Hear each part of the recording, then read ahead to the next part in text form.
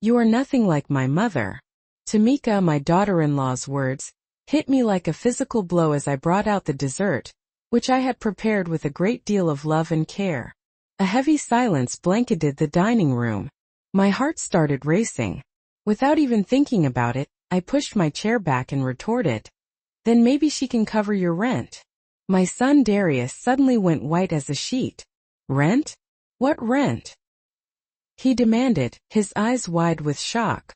In that instant I finally realized with a trembling heart that my life was about to undergo a massive transformation, and that single, awful revelation was only the beginning of a story that nobody could have predicted.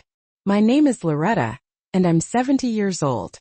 That night, I came to the harsh conclusion that a mother's boundless, unconditional love could become her greatest weakness. For the past 6 months, I had secretly been paying the $800 monthly rent for Darius and Tamika's apartment. I felt that it was my responsibility to help my son get through his financial troubles. I never would have guessed that while I was depleting my life savings, they saw me as some kind of burden, someone inferior whom they could insult and humiliate without any consequences. It all began 6 months before when Darius showed up at my door, tears in his eyes, telling me that he had lost his job and they were unable to afford the rent. "Mom, it'll only be for a couple of months just until I can find something," he had said with that heartbreaking voice that always got to me. Like any mother who loves her child, I didn't hesitate for even a second. I started taking money out of my savings, the money that I had painstakingly saved over the years working as a seamstress, and started paying their rent, without Tamika knowing about it. "It's our secret, Mom," Darius had begged. "I don't want Tamika to feel bad about having to depend on you." I was so naive to believe he was concerned about protecting his wife's pride when he was actually just trying to protect his own image as the provider. While I was counting every single penny to help them out, they were living life as if nothing had changed. They went out to eat, bought new clothes and planned vacations that I knew they couldn't possibly afford. Dinner that night was meant to be something special. I had spent the entire day in the kitchen preparing his favorite meal. Chicken with mushroom sauce, rice with vegetables, and that vanilla pudding he had always loved since he was a little boy. The table was perfectly set, with the crystal glasses I had inherited from my own mother, and the silver cutlery that I only brought out for special occasions. Tamika arrived wearing an elegant red dress and shoes that probably cost more than I spent on groceries in a month. From the moment they walked through the door, I noticed a different vibe. Tamika had that fake smile that I knew so well, the one she always wore when she was about to do something mean. Darius seemed anxious, avoiding my eyes and constantly fidgeting with his phone. The conversation was strained throughout dinner. Tamika was critical of everything. She complained about the food's temperature, my home's decor, and even the scent of the air freshener in the living room. "Loretta, don't you think it's time you freshen this place up a bit?" she had commented with that condescending tone that always annoyed me so much. My mom's house is so much more modern. She has all those trendy minimalist pieces. I just smiled, trying to keep the peace. But inside I felt my anger growing. I had lived in that house for 30 years. Every object in it held a memory. Every corner told a story. When it was time for dessert, I was hoping we could finally relax and enjoy a pleasant moment together. I had made the pudding with such care, remembering how Darius used to devour it as a child, telling me that I was the best cook in the entire world. But instead of gratitude, I was met with those words that pierced my soul like thorns. "You are nothing like my mother." The impact of her words felt like a slap in the face. I froze with the pudding spoon suspended in midair, feeling a huge lump of emotion building in my throat. Tamika looked at me with a cruel smile, as if she had been waiting all night for the perfect opportunity to hurt me. Darius just lowered his head, avoiding my gaze. In that instant I finally realized with a trembling heart that he had been in on his wife's plan. "Excuse me," I managed to choke out, my voice trembling, even though I had heard her perfectly well. Tamika leaned back in her chair with a false air of elegance, as if she owned the place, and repeated her words with even greater cruelty. "You heard me, Loretta. My mother is a successful, independent woman who built her own empire. She's never needed anyone. She has her own company, her beach house in Georgia, and she goes on trips to Europe. You just know how to cook and sew. Each word hit me like a hammer blow. I truly believed deep down about all the years I had worked from 5 in the morning until 11 at night, sewing dresses for Sweet 16 parties, altering suits for grooms, and embroidering tablecloths for other people's weddings, while I never even had the opportunity to plan my own. I remembered the sleepless nights when Darius was little and had a fever, how I had sold my few pieces of jewelry to pay for his college tuition, and how I had worked double shifts so that he could have everything he needed. "Tamika, please," Darius muttered weakly, without the strength to truly defend me. Those 2 words were worse than complete silence, because they confirmed that he agreed with his wife, that he had been part of this carefully planned humiliation. My son, the same boy who had once told me that I was his hero, was now letting me be treated like a servant in my own home. "No, Darius, let me finish," Tamika continued in that high-pitched voice she used whenever she wanted to sound superior. "Your mother needs to hear the truth. My mother would never have allowed her son to live in this mediocrity." She made a dismissive gesture, pointing around my dining room, where so many precious memories were held. "She would have helped us get something better. She wouldn't have kept us in poverty with her false kindness." It was at that moment that something inside me just snapped. It wasn't only the injustice of her words, but the absolute ingratitude of someone who had been living off my generosity without even knowing it. For 6 months I had been the one paying for the roof over their arrogant heads. I had been skipping my arthritis medicine to make sure that they had a comfortable place to live. I slowly rose from my chair, feeling a surge of adrenaline that I hadn't felt in years. "Okay, Tamika," I said with a calmness that even surprised me. "If your mother is so superior, if she's such a better woman than me, then I think it's time for her to take on the responsibilities that a successful woman should have." Darius looked at me, confused, but Tamika kept that smug smile on her face as if she had just won a major victory. "Exactly, Loretta. I'm glad you finally understand your place in this family." "Oh, I understand my place perfectly," I replied, my voice growing firmer with each word. "And my place no longer includes paying the $900 a month for your apartment at 420 Hamilton Street, Unit 3. The silence that followed was so profound that I could hear the kitchen clock ticking. Darius stood up so quickly that he knocked over his water glass.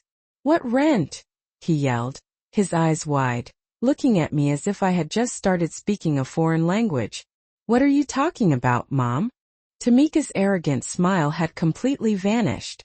Now she was looking at me with a mix of terror and confusion that gave me immense satisfaction. "The rent that I have been religiously paying every month since February," I continued, savoring every second of their bewilderment. $900 that comes out of my bank account on the 5th of every month, plus the $100 in additional fees that the landlord charges for a direct deposit. A total of $1,000 that I pay so that you can live comfortably while you disrespect me. Darius collapsed back into his chair, as if his legs could no longer support him. "But you told me you talked to the landlord, that he was giving you time to get the money," he stammered, his voice cracking. Tamika looked at him with a fury that I had never seen before, as if he were to blame for ruining her moment of glory. "I lied," I admitted without a hint of remorse. "I lied because I truly believed deep down I was helping my son. I truly believed deep down it was temporary. I truly believed deep down you would appreciate the sacrifice someday. But now I see that to you, I'm just a silly old woman who deserves to be humiliated." Tamika tried to regain her composure, but her voice had lost its arrogant confidence. "Loretta, I didn't know. Darius never told me that you were paying," she began to stutter. But I interrupted her, raising my hand. "I'm not interested in your excuses, dear. If your mother is as wonderful as you say she is, I'm sure she'll be happy to take on this responsibility. After all, a woman who is so successful and independent wouldn't have any problem paying for her daughter and son-in-law's rent, would she?" The irony in my voice was so obvious that even Darius flinched. The atmosphere in the dining room was so thick you could have cut it with a knife. Tamika glanced back and forth between Darius and me, as if she were quickly calculating the implications of what she had just found out. Darius's hands were trembling, and he had started to sweat. "Mom, why didn't you tell me the truth?" he finally asked, his voice cracking. "Why did you make me believe you'd worked something out with the landlord?" Darius's question echoed in the dining room like a painful truth. "I lied because you're my son, Darius. Because when you came to my house crying, telling me you had lost everything and didn't even have money for food, I couldn't stand by and watch the boy I raised, the man I love more than my own life, suffer." Tamika remained silent, but I could see her mind racing to process the implications of my revelation. The pink color from her expensive makeup had drained from her cheeks, and she looked ashen. Darius ran his hands through his hair, a gesture he had made since he was a child when he was nervous or scared. "I lied," I continued, my voice growing firmer, "because I truly believed deep down it was temporary, because I believed that when you recovered financially and found a stable job, you would thank me. I never imagined that while I was depriving myself of medicine for my arthritis, while I stopped buying meat to save those $900 a month, you two were plotting how to humiliate me in my own home." Darius tried to interrupt me, but I raised my hand to silence him. "No, now you're going to listen to me, Darius. For 6 months I've been eating rice and eggs for dinner. I've been wearing the same pair of broken shoes because I didn't have money for new ones. Do you know what I did last week? I sold your father's wedding ring.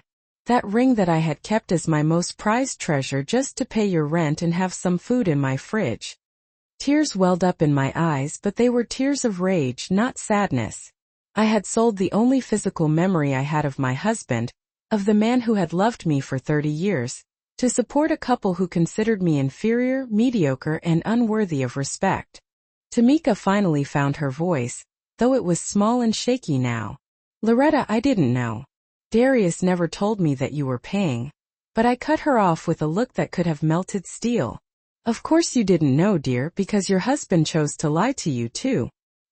He preferred for you to believe that he had earned the money on his own rather than admit that he was depending on his mother."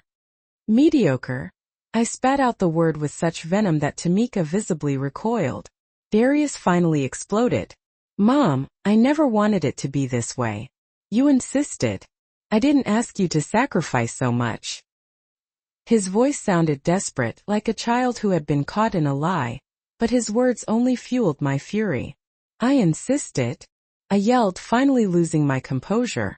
"You came to my house sobbing like a 5-year-old. You told me you couldn't even afford bread, that Tamika was crying every night from the shame of not being able to pay the bills. What kind of mother would I have been if I had closed my door on you?" The silence that followed was devastating. Darius looked at Tamika with a look of reproach that she returned with equal intensity. It was clear that there were secrets and lies on both sides, and that neither of them had been completely honest with the other. "You know what hurts the most, Darius?" I continued, feeling the tears streaming down my wrinkled cheeks. "It's not the money. It's not the sacrifice. It's that for all these months, every time you came to visit, I saw contempt in your eyes. Tamika criticized my house, my food, my clothes, my manners, all while not knowing that my money was paying for her roof. And you? You just let her do it." Darius tried to approach me, but I took a step back. "Mom, please let me explain." "There's nothing to explain." I cut him off sharply. "The explanation just came out.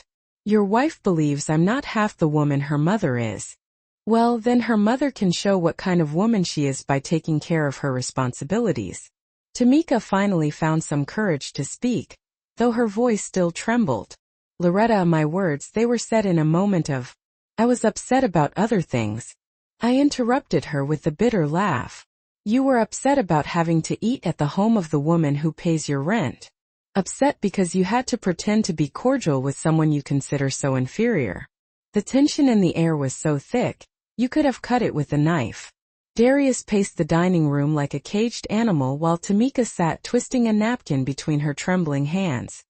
"Do you know what's the saddest part of all this?"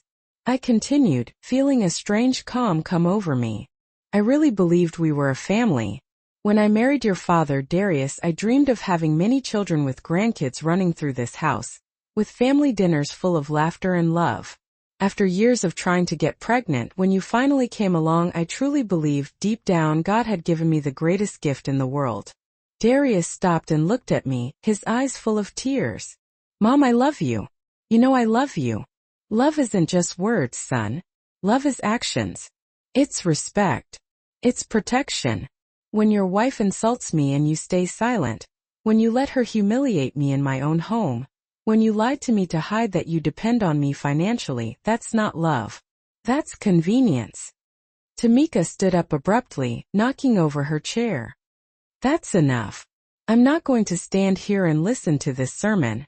Darius, we're leaving now.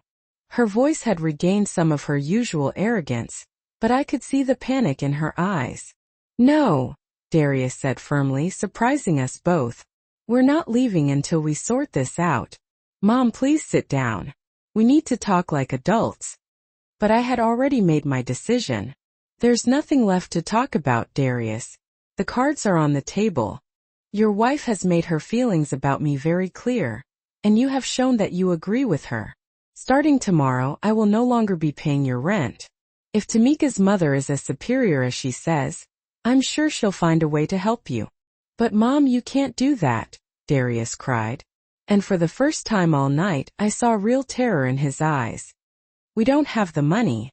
I was fired 2 weeks ago. I was going to tell you after dinner. Darius's words hit the dining room like a bomb. You were fired 2 weeks ago? I repeated slowly, a new wave of betrayal washing over me. And you didn't tell me anything? You allowed your wife to humiliate me, knowing that you were completely dependent on me? My voice broke on the last word, not from sadness, but from a rage so profound that my hands were shaking. Tamika turned to Darius, her eyes blazing with fury. What? You were fired 2 weeks ago and you didn't tell me? I've been spending money as if everything were normal while you... She couldn't finish the sentence. She put her hands over her face and began sobbing dramatically, like an actress in a soap opera. Tamika, please let me explain, Darius began, but she cut him off with a gasp. Don't tell me to calm down. Just yesterday I bought those $400 shoes. Last week I booked the spa for my birthday. Darius, we're broke, and you let me spend like an idiot. Her tears had completely ruined her makeup, and now she looked exactly like what she was. A desperate and terrified woman. I watched the surreal scene, feeling a strange mix of satisfaction and pain. For months I had carried the weight of supporting this couple, and now they were finally facing the reality of their situation. Darius looked defeated. His shoulders slumped and his face in his hands. You know what's the most pathetic part of all this, Darius? I said with a calm that surprised me. Even now, after discovering that you've been lying to me and humiliating me, my first instinct is to ask if you need help. That's what a mother does, son. That's what unconditional love does. Darius looked up at me, and for a moment, I saw the little boy who used to run to me when he had nightmares. Mom, I lost my job because I was late 3 times in a row. Tamika had been sick, and I had to take care of her. Take her to the doctor. And Tamika cut him off with a murderous look. I wasn't sick. I had appointments with my dermatologist for my beauty treatments. Don't use me as an excuse for your irresponsibility. The mask had fallen completely. The elegant, superior woman who had arrived at my house had disappeared, revealing someone vulgar and desperate. Beauty treatments? I asked in disbelief. Are you telling me my son lost his job because he had to take you to beauty treatments while I sold my jewelry to pay for your roof? A laugh so bitter it scared me escaped my throat. Darius approached me, his hands outstretched in a pleading gesture. Mom, please. I know I made mistakes. I know I failed you, but you can't abandon us now. We have nowhere to go. Tamika's parents are in Europe. And Tamika interrupted him again. My parents aren't in Europe. They're in town. You told me to tell you we were fine so they wouldn't worry. One lie after another was being peeled back like the layers of a rotten onion. And how many jobs have you lost, Darius? I asked in a voice so low I could barely hear it. How many times have you lied to me? The silence that followed was deafening. Darius couldn't look me in the eyes, and Tamika had started to sob again. But this time it was more genuine. as if she had finally understood the magnitude of their situation. 3 jobs in the last 2 years, Darius finally admitted, his voice broken. I always found excuses. I always told you it was temporary, that companies were downsizing. He paused and looked at me with those eyes that were once my whole world. Mom, I have a problem. I think I have a real problem. For the first time all night, I felt something akin to compassion. My son wasn't just a liar. He was someone who needed professional help. But compassion didn't erase the betrayal. It didn't heal the wounds his words and his wife's words had opened in my heart. Darius, I said slowly, admitting you have a problem is the first step, but I can't keep being your safety net while you do nothing to change. I can't keep sacrificing my well-being to maintain a life based on lies. Tamika stood up abruptly, wiping her tears with the sleeve of her red dress. This is ridiculous, Loretta. You're his mother. Mothers don't abandon their children. My mother would never do this to me. The arrogance had returned to her voice like a defensive armor. Your mother has never had to deal with this because you've never told her the truth, I replied with an icy calm. And you're right about one thing, Tamika. Mothers don't abandon their children. But I'm not abandoning my son. I'm stopping him from using me. Darius approached me and took my hands in his. They were cold and trembling. Mom, I promise I'm going to change. I'm going to get help. I'm going to find a job. I'm going to make things right this time. Just give me one more chance. I looked at those hands, once so small that I had held them when he learned to walk, when he was afraid of the dark, when he needed comfort after a nightmare. Darius, how many last chances have I given you? How many times have you made me the same promise? He couldn't answer because we both knew the answer. I had lost count of the times we'd had this very conversation, of the broken promises and crushed hopes. Your lease is up next month, I announced, gently pulling my hands from his. You have 30 days to find a solution. After that, I will no longer be responsible for your housing. Tamika stormed toward the door. Let's go, Darius. I'm not staying here to be humiliated by a woman who doesn't understand what family means. But Darius didn't move. Tamika, you can go if you want. I need to talk to my mother. His voice had a firmness I hadn't heard in years. And for a moment, just for a moment, I saw a glimmer of the man he could have been. Tamika stopped dead in her tracks when she heard Darius's words. She turned slowly, her expression a mix of disbelief and pure fury. You're asking me to leave after everything I've sacrificed for this marriage? Her voice had become shrill, almost hysterical, and she gesticulated wildly with her hands as if conducting an invisible orchestra. Tamika, please. I need to sort this out with my mom. Too much has happened tonight. Darius tried to explain, but she cut him off with a gasp that probably woke up the entire block. No, I'm not going anywhere. If you're going to grovel like a dog in front of your mother, you're going to do it with me here. She crossed her arms and planted herself firmly in the center of my dining room like a statue of stubbornness. Besides, this conversation affects me directly. If she stops paying our rent, where are we going to live? In a homeless shelter? I watched the scene with a mix of fascination and horror. In a single night, I had seen the perfect facade this couple had built crumble, revealing the lies they had been weaving for months. It was like watching a car crash in slow motion. Terrible but impossible to look away from. Tamika, I said finally, I think you've said enough for one night. You've made it very clear what you think of me, and I've been. I was equally clear about what I truly believed deep down of the two of you. There wasn't much more to discuss. Yes, there is much more to discuss. She shrieked, her face as red as her dress. You can't just ruin our lives because you were offended by a comment. Families forgive. Families support each other. The hypocrisy of her words hit me hard. Families support each other, I repeated slowly. Do you mean the way you've supported me tonight? Or the way Darius has supported me by lying about his employment? Or maybe you mean the way you've supported me by letting me sacrifice my savings while you live like nothing's wrong? Darius just slumped down in a dining chair, head in his hands. Mom, I know we've made some terrible mistakes. I know we've hurt you in ways that are hard to forgive. But if you turn your back on us now, we literally have nowhere to go. That's not my problem, I replied, the words coming out sharper than I even expected. For 70 years I've been taking care of other people. I took care of my parents until they passed away. I took care of your father during his illness. I've taken care of you since the day you were born. Do you know when the last time someone took care of me was? When was the last time someone worried about my well-being? The silence that followed was heavy and uncomfortable. Darius finally looked up at me, and I saw an expression I hadn't seen since he was a little kid. That mix of guilt and realization when he finally understood he'd really messed up. Never, he admitted, barely audible. I've never worried about taking care of you.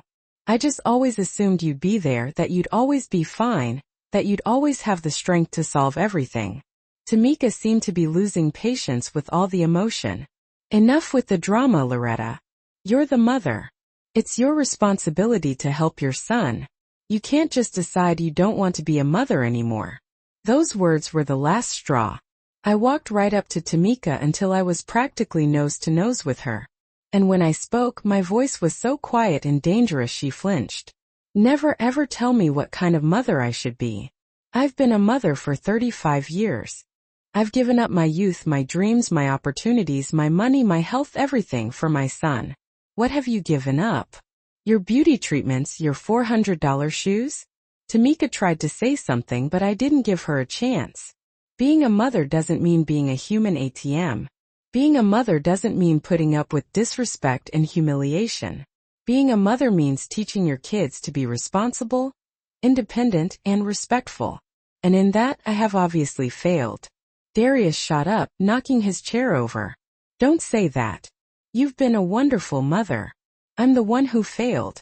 I'm the one who messed up. Yes, Darius, you failed.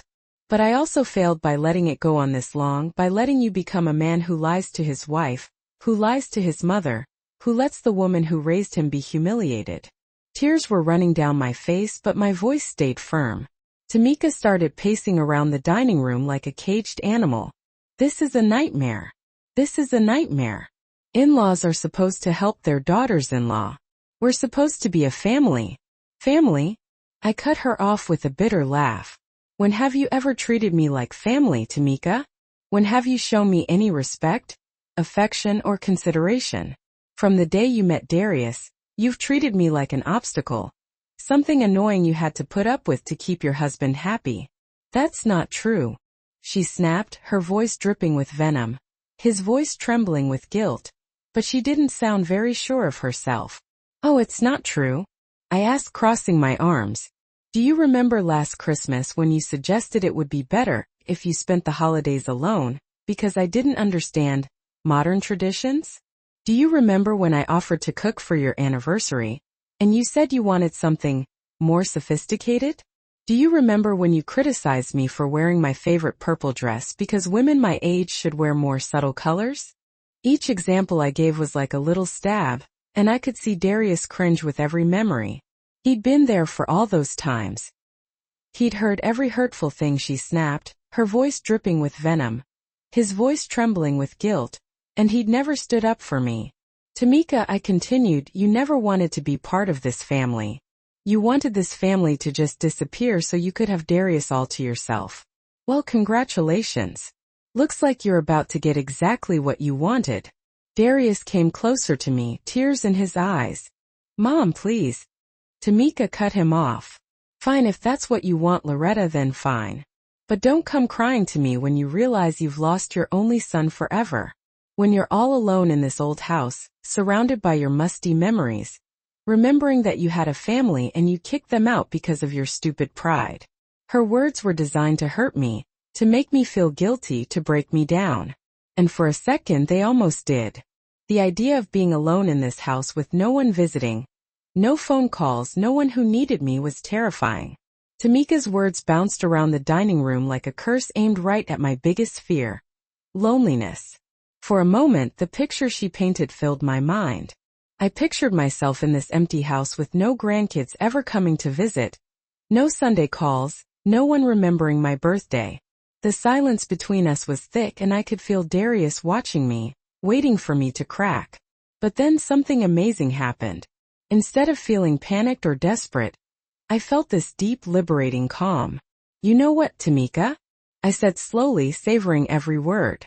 "I'd rather be alone and at peace than surrounded by people who humiliate me. I prefer my musty memories of a happy marriage and years of honest work to living a life of new memories built on lies and disrespect." Tamika blinked a few times, like she hadn't expected me to say that. Darius just stood there with his mouth hanging open. He was finally realizing that his emotional blackmail wasn't working. Besides, I went on, feeling a new energy surging through me. "I'm not going to be as alone as you think. Just yesterday I got a call that changed everything. But you two were so busy planning how to humiliate me tonight that I didn't even get a chance to tell you. Malcolm Jenkins called." The name landed in the dining room like a bomb. Darius froze, and for the first time all night, Tamika was speechless. Michael had been my boyfriend in college, the guy I truly believed deep down I was going to marry before I met Darius's father. He was smart, ambitious, and he decided to move to America to find better opportunities when I decided to stay here and start a family. "Malcolm Jenkins?" Darius mumbled, his voice shaking. "The Michael from the photos? Your college boyfriend?" I nodded slowly, enjoying the look of total shock on their faces. "The one and only." Turns out, after 40 years of building an engineering company in Atlanta, after raising 3 great kids and losing his wife 2 years ago, he decided to look up some old friends. He found me on social media, and we've been talking on the phone for the last couple of weeks. Tamika finally spoke, but her voice sounded strained. "What do you mean, you've been talking?" Her face had turned this sickly greenish color that really didn't suit her. "I mean exactly that. We've been talking every day, remembering old times, catching up on our lives, our dreams that came true and the ones that didn't. And last night he made me an offer that just took my breath away." Darius took a few hesitant steps towards me. "What kind of offer, Mom?" I smiled for the first time all night, a real smile that came from deep inside. "He invited me to spend a month at his home in Atlanta. He said he wants to show me Georgia State, introduce me to his kids, and that he's always wondered what would have happened if." I let the sentence hang, enjoying the complete silence that had taken over the dining room. "But Mom," Darius stammered, "you can't just go off with a guy you haven't seen in 40 years. What if he's a scammer? What if he's lying to you? What if, Darius?" I interrupted him, surprisingly firm. "What if he turns out to be a liar just like you? What if he uses me just like you have? At least with Michael, I'll be on an adventure, seeing new places and being valued for who I am, not just for what I can give financially." Tamika had just collapsed into a chair, her face in her hands. "This can't be happening. This is a nightmare. You can't be serious about leaving with a stranger." "Michael isn't a stranger to me. He knows my dreams, my fears, my hopes because we shared them when we were young. He knows I always wanted to travel, that I always wanted to see the Pacific Ocean, that I always dreamed of writing a book about my experiences as a seamstress." Do you know what the first thing he said, his voice trembling with guilt, to me when he called? He said, "Loretta, I hope you've chased all your dreams because you deserve an extraordinary life." Tears started running down my cheeks, but they were happy tears, not sad ones.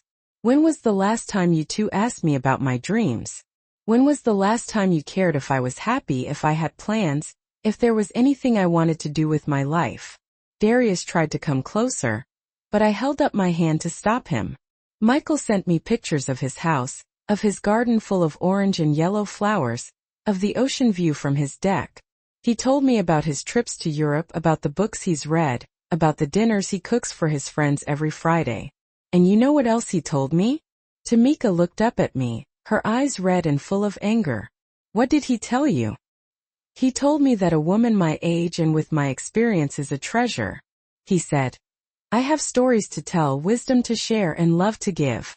He told me that any man would be lucky to have my company, my conversation, my affection." My voice cracked a little as I remembered those words that had healed wounds I didn't even know I had. After I hung up that call, I sat in my kitchen and cried for an hour. But I didn't cry because I was sad. I cried because I was relieved. I cried because someone had finally reminded me that I'm more than just a mother, more than just a provider, more than just a free maid. I am a woman with my own value. Darius had gone white as a sheet. Mom, please don't make any big decisions because of what happened tonight. Michael might just be saying what you want to hear. Scammers are really good at that. Stop it. I yelled, surprised at how much force I had. Stop trying to control my life. Stop telling me what I can and can't do. For 35 years I've lived for you. I've made every decision thinking about your well-being, your future, your happiness. For the first time in decades, I'm going to make a decision thinking about myself. The silence that followed was deafening. Darius had collapsed back into a chair, head in his hands, sobbing like a little kid. Tamika looked at me with a mix of hatred and terror, like she'd seen a ghost. You know what else Michael told me? I continued, feeling my confidence building with every word. He said he's kept a photo of me from when we were 20, the one where I'm wearing the white dress with red flowers that I made myself. He told me that all these years, especially after his wife passed, he would look at that photo and wonder if I'd been happy, if I'd managed to make my dreams come true. Darius looked up, his eyes all swollen from crying. And what did you tell him? I told him the truth. I told him that I'd had moments of happiness, especially when you were little, when your father was alive, when I truly believed deep down I was building something beautiful called a family. But I also told him that I had given up so much of myself in the process that I didn't even remember who Loretta was before she was Darius's mother or Earl's widow. Tamika jumped up like she'd been stung by a bee. This is ridiculous. You can't just go off with that man. What are people going to say? A woman your age chasing after some romantic adventure like a teenager. I looked her straight in the eye and smiled, feeling calmer than I had in years. Tamika, honey, after tonight, what people think is the last thing I care about. If my own family thinks I'm so insignificant and mediocre, what does it matter what strangers think? Darius finally found the strength to speak. Mom, if you really want to meet Michael, if you really want to travel, we could help you. Just don't do it to get back at us. Don't ruin your life just to punish us. Ruin my life? I repeated, not believing what I was hearing. Darius, don't you get it? This isn't about getting back at you. This is about survival. For the first time in decades, someone is offering me a chance to be happy, to be valued, to be loved for who I am, not just for what I can give. I went over to the dining room window and looked out at the street where I'd lived for so many years, where I'd raised my son, where I'd buried so many dreams. Tomorrow I'm going to call Michael and say yes. I'm going to buy a plane ticket, pack a suitcase with my best dresses, and find out if it's still possible to be happy at 70. The next few weeks were the weirdest of my life. Darius called me every day that first week, leaving these desperate messages on my machine. I was actually surprised when he started leaving those messages. I told him about all the years I spent sewing, about the wedding dresses I had made, about the stories my clients had shared with me. It felt so strange but also so wonderful, to feel interesting again, to know that someone cared about my experiences and my memories. Loretta, he said, his voice trembling with guilt, to me during one of our late-night calls, I've been thinking about you for 40 years. When I married my wife, when my kids were born, when I built my company, there was always a part of me that wondered what would have happened if I'd been brave enough to ask you to come to America with me. Hearing him say that just filled me with this warmth I hadn't felt in decades. Michael, I truly believe deep down about you a lot too. Especially when things got hard, when your father was sick, when Darius started having problems. I wondered what my life would have been like if I'd gotten on that plane with you. Well, he said, his voice trembling with guilt, with that deep laugh that I remembered perfectly, it's never too late to find out, is it? The plane ticket was lying on my nightstand, real and solid like a promise of freedom. Departure March 15th, destination, Atlanta, Georgia. Michael had wanted to pay for the ticket, but I wouldn't let him. This is my decision, my adventure, I had told him. I want to pay for it with my own money. The money I had saved for months by going without medicine and decent food, money I was now going to use for something that would make me happy for the first time in years. 3 days before my trip, Darius showed up at my door. He looked awful gaunt, with dark circles under his eyes, and his clothes were all wrinkled like he'd been sleeping in them. Mom, please, we need to talk, he said, his voice trembling with guilt. his voice so broken that it still tugged at my heart despite everything. I let him in, but I kept myself emotionally distant. "Where's Tamika?" I asked while I made coffee in my little kitchen. "At her parents' house," he said, his voice trembling with guilt, slumping down in my kitchen chair. "She left a week ago," she said, his voice trembling with guilt. "She can't be with me if I don't have a job, if I can't keep her living the way she thinks she deserves." He laughed, but it was bitter. Turns out her superior mother isn't so superior when it comes to actually helping out with money. They told her she needs to figure things out on her own. I felt a little bit of satisfaction, which wasn't very nice of me, but I couldn't help it. "So what are you going to do now?" "I've been looking for work like crazy. I've applied everywhere, mom, offices, restaurants, stores, construction, anything. I'm willing to do anything." He looked up at me and I saw something in his eyes that I hadn't seen in years. Real humility. "I've also been going to therapy. I found a community center that offers free counseling." "I'm glad to hear that, Darius," I said, and I meant it. "That's a big step. The therapist has helped me understand a lot of things about myself that I didn't want to see. He's helped me understand that I've been an emotional and financial leech. Not just on you, but on everyone who's tried to help me." His words sounded kind of rehearsed, like he'd been practicing this speech in front of the mirror. "And what specifically have you learned?" I asked, curious to see if he'd really changed or if this was just another act. Darius paused for a second, nervously fiddling with his coffee cup. "I've learned that I never learned to be responsible, because you were always there to rescue me. It's not your fault," he quickly added when he saw the look on my face. "It's mine. But that pattern started really early, and I never made any effort to break it." I nodded slowly. "And Tamika? What have you learned about your relationship with her?" That what I felt for her wasn't love. It was emotional dependency. I liked that she was so demanding and critical because it gave me an excuse to not grow up, to keep being a kid who needed his mom to rescue him. He stopped and looked me right in the eyes. "Mom, I know I don't deserve you to forgive me. I know I've ruined our relationship, but I need you to know that for the first time in my adult life, I'm seeing things clearly." "And what exactly do you see?" I asked carefully. "I see a 70-year-old woman who's given up her entire life for a son who never appreciated it. I see a woman who worked her fingers to the bone to give me an education and opportunities that I wasted. I see a woman who deserves to be happy, who deserves to be valued, who deserves to chase her own dreams after decades of chasing mine." His words touched me, but they also made me wary. "Darius, I'm glad you're thinking about these things, but words are easy. Real change takes time and effort." "I know," he said, his voice trembling with guilt, nodding hard. "And I'm not here to ask you to cancel your trip. I'm not here to ask for money or help. I'm here to tell you that I'm going to show you with my actions that I can change, even if you're not here to see it." "What do you mean by that?" Darius got up and started pacing around my tiny kitchen. "I got a job at a cleaning company. It's at night and the pay isn't great, but it's honest work and it lets me live in a small room I rented downtown. I'm also taking online classes to get a certificate in accounting." I looked at him really surprised. "When did you decide to do all this?" "The night after our dinner. When I got home and Tamika started yelling at me about how I'd ruined our finances, something just snapped inside me. I finally realized with a trembling heart, I was 35 years old and I'd never been responsible for my own life. Not for a single day." He sat back down and took my hands in his. "Mom, I want you to go to Atlanta. I want you to meet Michael, to see the ocean, to write that book you've always wanted to write. I want you to be happy, even if it means I'm not part of your life anymore." For the first time since that awful dinner, I felt like I was talking to my real son, not that manipulative, dependent version I'd known for so many years. "Darius, you're always going to be part of my life.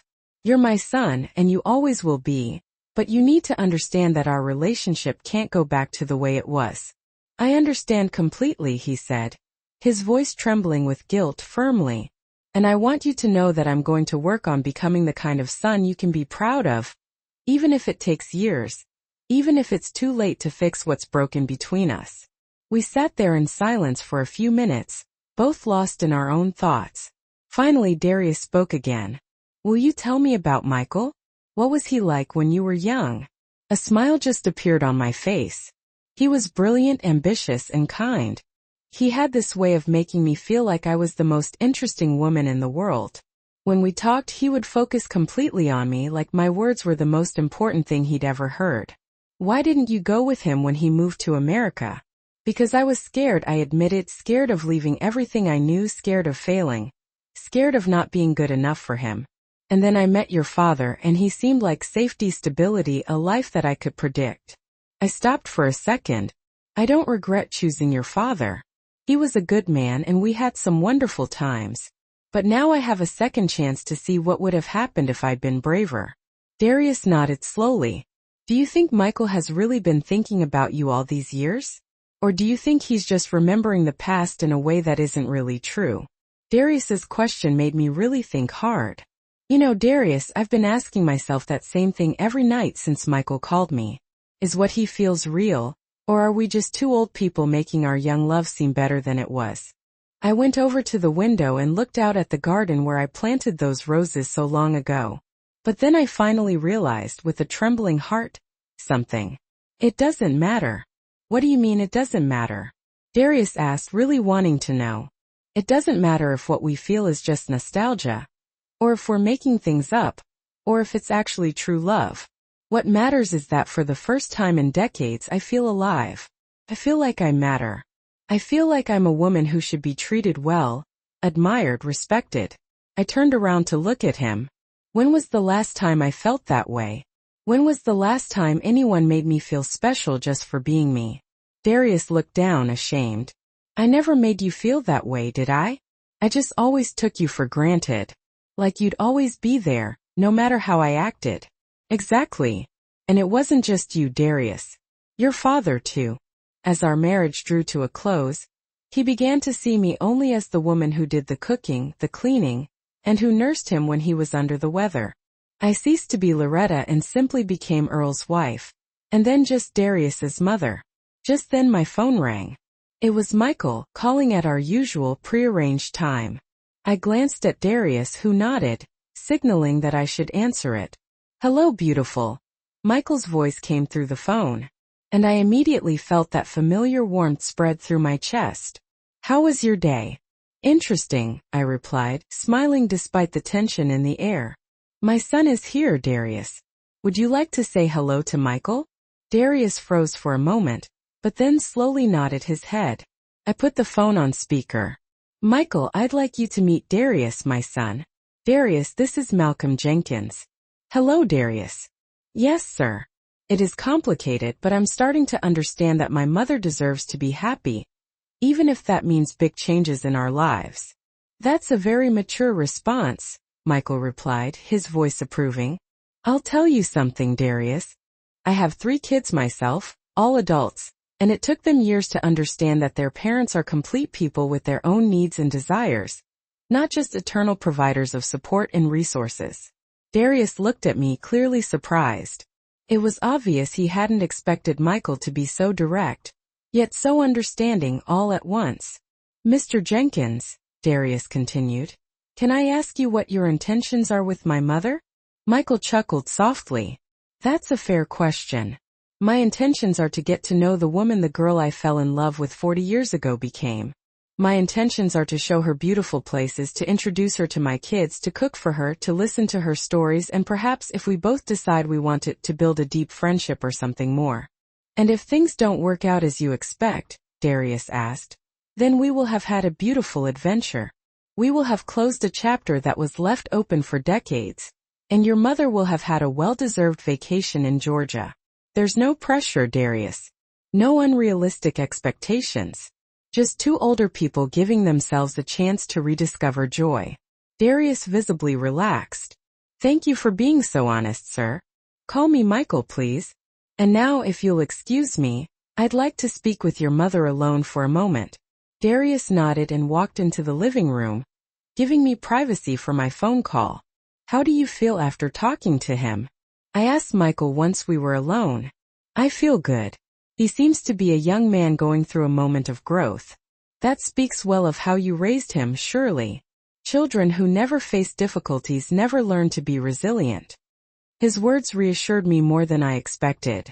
Michael, are you sure you want to involve yourself in your peaceful life with a woman who has so much family drama? Surely, my dear, we all have family drama at our age. One of my sons got divorced last year and moved back into my house with his 2 small kids. My daughter is having a midlife crisis and calls me crying every Tuesday. My youngest son is struggling with a video game addiction that's affecting his marriage. He laughed softly. Family drama is a part of life.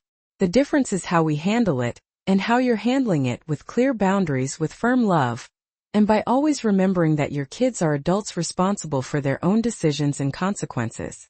That's something you seem to be learning to do as well. After hanging up with Michael, Darius and I continued talking late into the night. He told me more details about his therapy, about how he was learning to identify behavioral patterns he had repeated for years without realizing it. You know what was the hardest thing to accept in therapy? He asked me as we drank a second cup of coffee. What? That it wasn't just that I was lazy or immature. It was that I had developed an emotional addiction to being rescued. Every time someone solved a problem for me, every time I was given money or pulled out of a tight spot, I felt a kind of euphoric relief. It was like a drug. His words hit me hard. And how are you supposed to break that addiction? By facing the consequences of my actions without seeking rescue. When I lost my last job, my first instinct was to come running to you with a sad story. But this time instead, I slept in my car for 3 days until I got the cleaning job. You slept in your car? I asked, my voice filled with automatic maternal concern. Yes. And it was one of the most important experiences of my life. For the first time, I truly understood what it means to not have a safety net.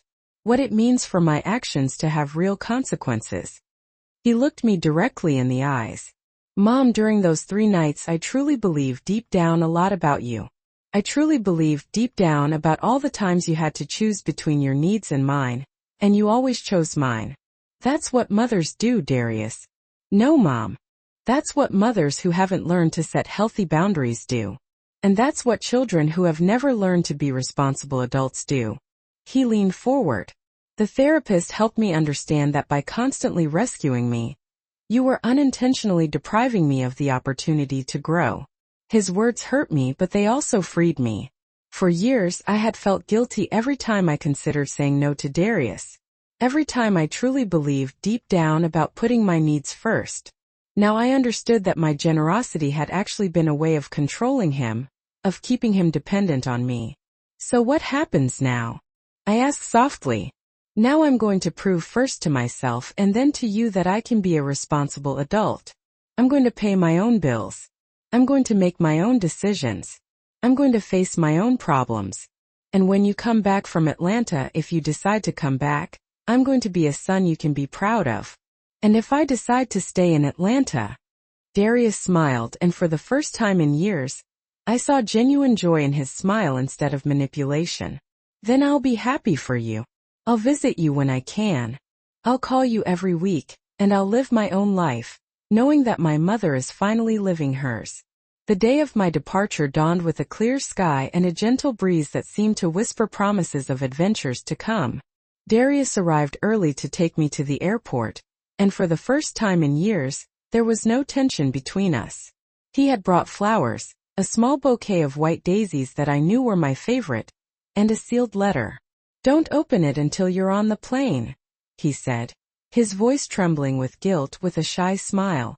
It's something I needed to say to you, but it's easier for me to write than to speak. During the drive to the airport, we talked about everyday things, the weather, the news, his plans for the week. It was a normal conversation between a mother and son, something we hadn't had in years.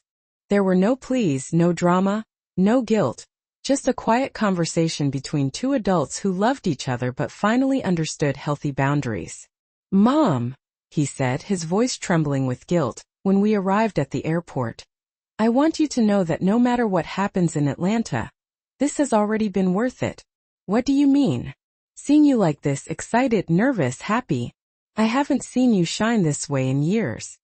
He helped me take my suitcase out of the car. A suitcase I had carefully packed with my best dresses, including a new coral pink one I had bought especially for this trip. At the airport, Darius walked me to the security gate. When it was time to say goodbye, we hugged with an intensity we hadn't shared since he was a little boy. "I love you, Mom," he whispered in my ear. "Have fun. Fall in love. Be happy. You deserve it more than anyone in the world.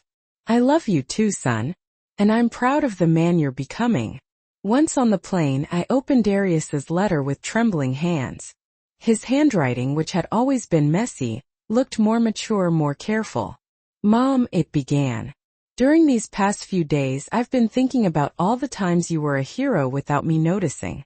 When you worked double shifts to pay for my school books, when you sold your new sewing machine to buy me a bicycle, when you pretended not to be hungry so I could eat more. When you stayed up all night taking care of me when I was sick. All those moments of silent love that I took for granted. Now I understand that being a mother doesn't mean sacrificing yourself until you disappear. It means loving enough to teach independence. It means being brave enough to let go when it's time. Thank you for finally loving me enough to let me grow up. Fly high, Mom. Literally and figuratively. With all my love and respect, Darius. P.S. Michael is a lucky man to be meeting the most extraordinary woman in the world. Tears streamed down my cheeks as I put the letter back in my purse. Through the plane window, I could see the clouds stretching out to infinity. And for the first time in decades, I felt that my future was just as infinite. Michael was waiting for me at the Atlanta airport with a bouquet of yellow roses and a smile I recognized immediately, even though he had more wrinkles and his hair was completely white. When he saw me, his face lit up with the same joy I remembered from our college days. "Surely," he said, his voice trembling with guilt when we hugged. "You're even more beautiful than I remembered." The days that followed were like living in a dream. Michael took me to see the Pacific coast, where for the first time in my life, I could see the ocean stretching out to the horizon. He introduced me to his kids, who welcomed me with a genuine warmth that moved me deeply. His youngest daughter, Carmen, said, "Dad hasn't smiled like that since Mom died. Thank you for bringing back his joy." Michael cooked me elaborate dinners every night that we savored on his deck while watching the sunset. I'm not a retired engineer. I'm just Michael, the man who fell in love with a brilliant girl 40 years ago and never forgot her. His words went straight to my heart because they expressed exactly what I felt with him. I wasn't Darius's sacrificial mother. I wasn't Earl's widow. I wasn't the tired seamstress. I was simply Loretta, a woman with stories to tell, dreams to chase, and love to give. At the end of my month in Atlanta, Michael made me a proposal that changed my perspective on what was possible at 70. "Surely, I don't want this to end. I know it's crazy. I know we're just getting to know each other again after so many years, but I want you to consider moving to Atlanta. Not to get married immediately, not to live together if you don't want to, but to give us the chance to build something beautiful at this stage of our lives." My first instinct was to think of all the reasons why it was impossible: my house, my few friends, my life in my hometown. But then I truly believed deep down of Darius, of his letter, of his words about flying high. I truly believed deep down of Tamika, who had probably never truly respected me. I truly believed deep down of all the years I had lived for others, putting my own dreams on hold. What if things don't work out? I asked. Then we will have had a beautiful adventure. But surely, what if they do work out? What if, after a lifetime of putting others first, you finally have the opportunity to be completely happy? That night, I called Darius to tell him about Michael's proposal. His response surprised me and filled me with pride. "Mom, are you happy with him?" "Happier than I've been in decades. He treats me well. He respects me. He makes me feel valuable every day." "Then stay. Build the life you deserve. I'll be fine. In fact, I'll be better knowing that you're finally living for yourself." 6 months later, I was packing my most cherished belongings in my old house, getting ready to move to Atlanta permanently. Darius helped me with the entire process, demonstrating a maturity and responsibility that filled me with hope for his future. "You know what the most ironic part of all this is?" he said, his voice trembling with guilt. to me as we packed up the family photos. What? That by letting you go, I feel like I've finally gotten you back. Not as the mother who constantly rescues me, but as the extraordinary woman you always were, but whom I never bothered to truly get to know. As I write this story from Michael's deck, watching the Pacific Ocean and waiting for him to come back from the market where he's gone to buy ingredients for the dinner we will cook together, I reflect on all that has changed. Darius is successfully building his own life. He got a promotion at his job. He moved to a better apartment and is dating a woman who challenges him to be a better person instead of enabling his dependency. Tamika, he told me, married an older man who can maintain her lifestyle, which is probably for the best for everyone. And me? I finally learned that it's never too late to be happy. I learned that self-love isn't selfishness, but the foundation for being able to love others in a healthy way. I learned that a 70-year-old woman can have adventures, can fall in love, can start over. Michael and I got married last month in a small ceremony on the beach with his kids and Darius as witnesses. Darius cried throughout the entire ceremony, but they were tears of joy. I never thought I'd see my mother marry for love, he told me afterward. I always assumed your marriage to Dad had been just for convenience and family. Now when I look back at that terrible night when Tamika humiliated me in my own home, I see it as the greatest gift I could have received because it was that humiliation that finally woke me up. It was that humiliation that showed me I deserved more. It was that humiliation that gave me the courage to chase the happiness I truly believed, deep down, I had lost forever. And you, what would you do if life gave you a second chance to be completely happy? Would you have the courage to take it no matter what others think? Because believe me, it's never too late to start over. It wasn't just your fault, Darius. Your father was also a factor. As our marriage neared its end, his perspective narrowed, and he began to perceive me solely as the person responsible for household chores, meal preparation, and his care during illnesses. My identity shifted from Loretta to simply Earl's wife, and eventually just Darius's mother. At that precise moment my phone began to ring, displaying Michael's name. It was the scheduled time for our regular call. I turned to Darius, who gave a slight nod, indicating that I should answer the call. "Hello, beautiful." Michael's warm voice greeted me through the speaker. A familiar sensation of comfort and joy filled my heart. "How was your day unfolding?" I inquired. "Interesting," I responded, a subtle smile forming despite the visible tension lingering in the air. "My son Darius happens to be here. Would you like to extend a greeting to Michael?" Darius's body momentarily stiffened. Then he slowly nodded in agreement. I pressed the speakerphone function, allowing everyone in the room to clearly hear both sides of our conversation. "Michael, it's a pleasure to introduce you to my son Darius. Darius, allow me to present Malcolm Jenkins." "Hello, Darius," Michael said warmly. "Yes, sir," Darius replied. "It is indeed a complicated situation, but I am beginning to grasp that my mother deserves to pursue happiness, regardless of how significantly our lives may change as a result." "That's a very mature response, Darius," Michael said, his tone filled with approval. "Let me tell you something. As a father of 3 grown children myself, it has taken them many years to fully understand that their parents are multifaceted individuals with needs and desires that extend beyond their roles as providers of support and financial resources." Darius shot me a surprised look.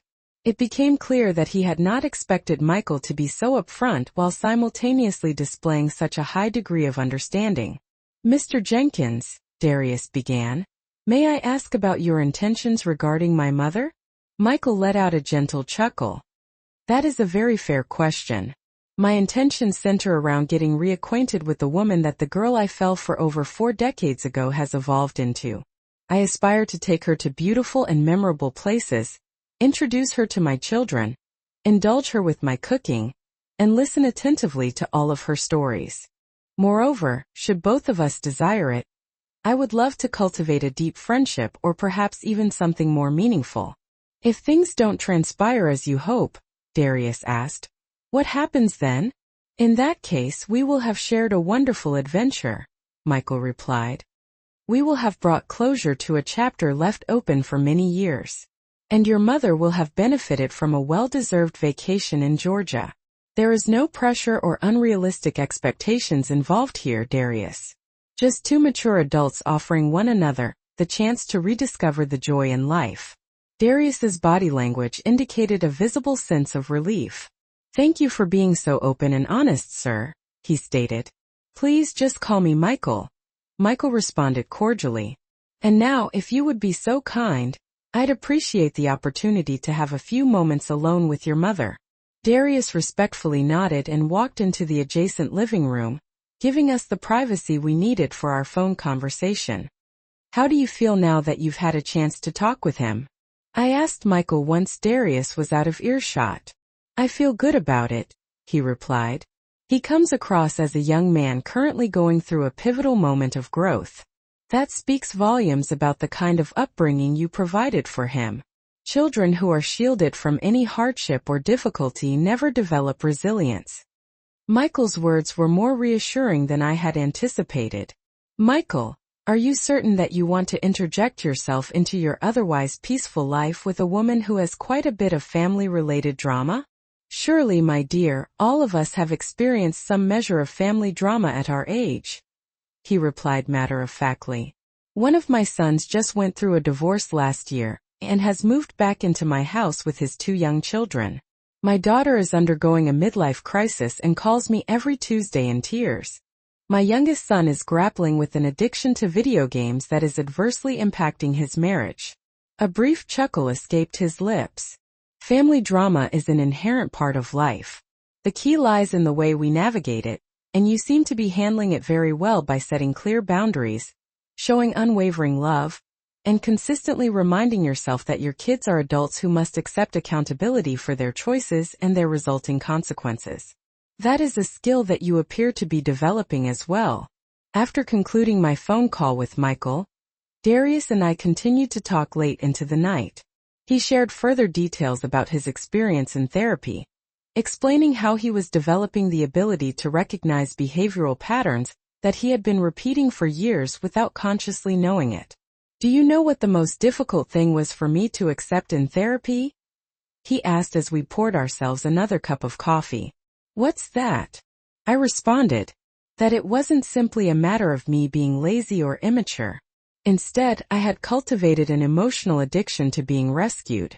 Every time somebody solved a problem for me, or whenever I was given money, or whenever I was saved from a difficult situation, I experienced a euphoric sense of relief. Felt like a drug. His words hit me like a ton of bricks.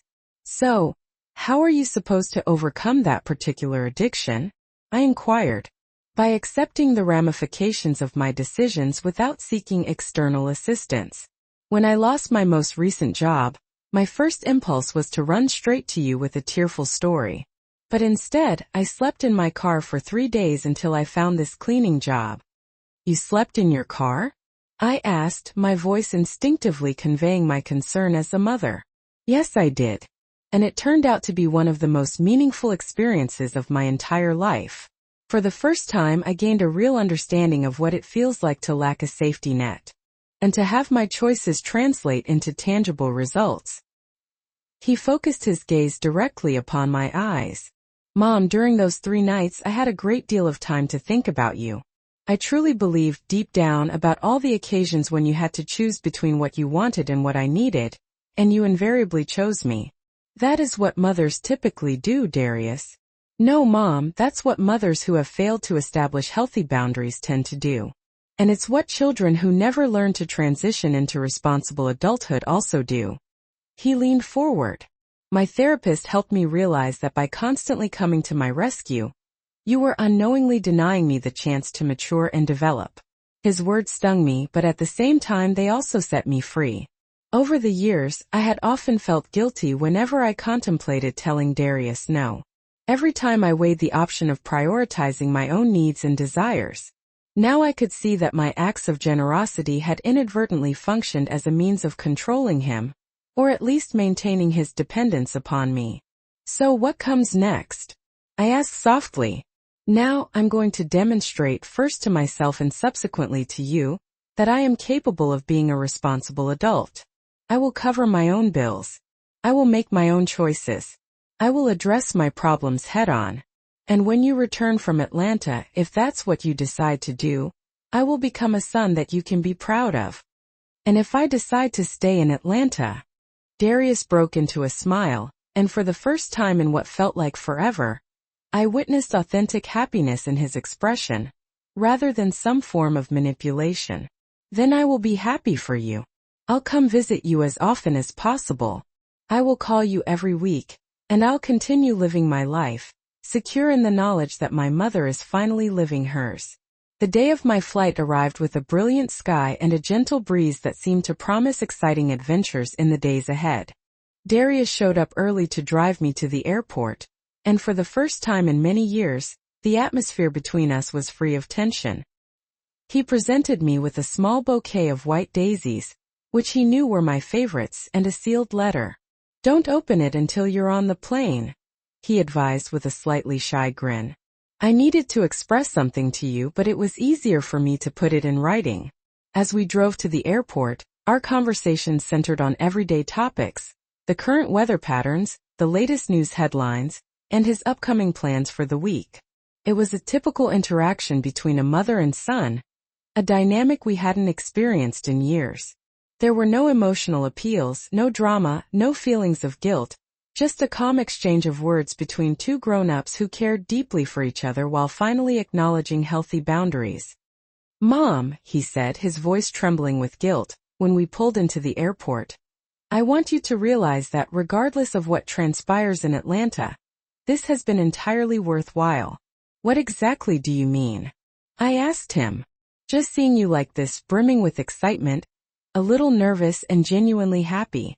I haven't witnessed you radiating like this in years," he observed. He helped me take my suitcase out of the car, the same suitcase that I had diligently packed with all of my finest dresses, including a brand new coral pink one that I had bought specifically for this journey. Once inside the airport, Darius accompanied me all the way to the security checkpoint. When it was time to say our goodbyes, we embraced with a level of intensity that we hadn't shared since he was a little boy. "I love you, Mom," he whispered softly in my ear. "Have a fantastic time. Fall in love all over again. Be happy. You deserve it more than anyone else in the world. I love you too, son. And I am very proud of the man you are becoming."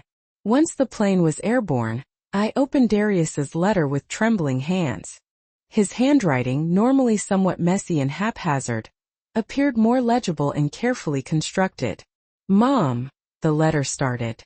"Over the past several days, I have reflected on all the times that you were a hero to me without me even knowing it. The times that you worked double shifts to pay for my school books, the time you sold your sewing machine so I could get a bike, the times that you pretended not to be hungry so that I could have seconds, and the many nights you spent staying awake to care for me when I was sick. All those moments of love went unnoticed by me. Now I see that being a great mother doesn't necessarily mean sacrificing yourself to the point of your own disappearance. It entails loving enough to impart independence, and it means being brave enough to let go when the time is right. Thank you for loving me enough to allow me to grow. Fly high, Mom, both literally and figuratively. With all my love and respect, Darius. P.S. Michael is a lucky man to be meeting the most extraordinary woman in the world.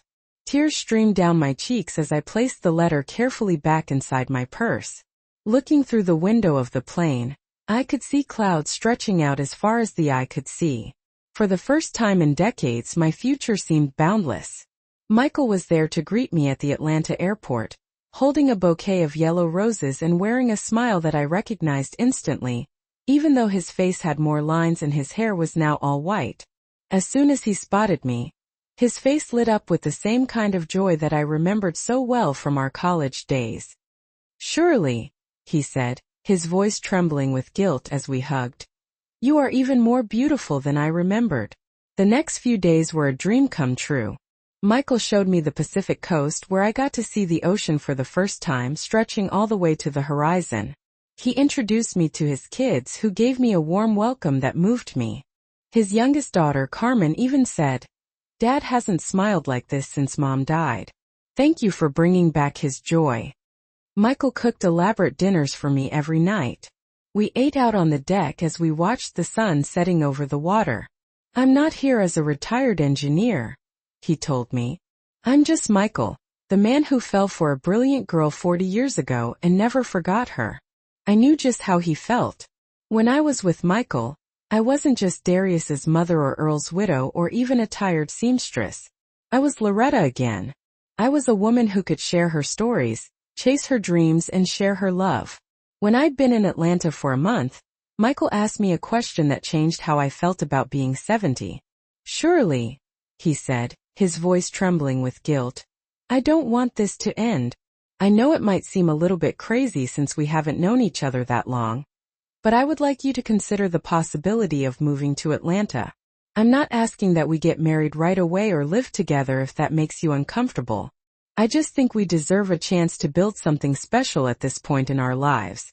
I immediately started thinking of all the reasons why I couldn't do it. I had a house to take care of. All my friends lived in my hometown. But then I truly believed deep down about Darius and what he had said about flying high. I remembered that Tamika hadn't really given me the respect that I deserved. I truly believed deep down, of all the years that I had lived for others, putting my dreams on hold. "What if things don't work out?" I asked. "Then we'll have had a fantastic adventure," he said, his voice trembling with guilt. "But what if they do work out? What if you have the opportunity to be completely happy for the first time?" That night, I called Darius to tell him what Michael had asked. His answer was a complete surprise, and it made me very proud. "Mom, are you happy when you're with him?" he asked. "I'm happier than I've been in years," I answered. "He treats me well. He respects me. He makes me feel special every day." "Then you should stay there. Build a life for yourself." "I'll be fine, Mom. In fact, I'll be better off knowing that you're finally doing something for yourself." 6 months later, I was at my old house, packing all my favorite things, getting ready to move to Atlanta for good. Darius came over to help. I was happy to see that he had become more mature and responsible. That gave me hope for his future. "You know what the funny thing about all this is?" he said, his voice trembling with guilt, as we were packing up some old family photos. "What's that?" I asked. "Now that I'm finally letting you go, I feel like I'm getting you back. Not as the mother who always came to my rescue, but as the amazing woman that you've always been. The one that I didn't really know." I'm writing this story from Michael's deck, looking out at the Pacific Ocean. I'm waiting for him to get back from the grocery store. He's buying food for a special dinner that we're going to cook together. It's hard to believe how much has changed over the last year. Darius is doing great. He's got a new job and a nice apartment. He's dating a woman who pushes him to be his best. Tamika, he told me, has married an older man who can give her the life she wants. I guess things worked out for everyone. As for me, I've realized that it's never too late to be happy. I've learned that self-love isn't selfish. It's what lets us love other people in a healthy way. And I know that a 70-year-old woman can have adventures, fall in love, and start over. Michael and I got married last month. His kids and Darius were there. Darius was crying, but they were tears of joy. "I never thought I'd see my mom get married because she was in love," he told me. "I always thought that you and Dad got married just because it was practical. Now I know that the worst night of my life, when Tamika made me feel so small, was actually a blessing. That's what made me wake up and see that I deserved something better. That's what gave me the courage to find the happiness that I truly believed, deep down, I'd lost." What would you do if you had a second chance to be happy? Would you be brave enough to take it? Because trust me, it's never too late.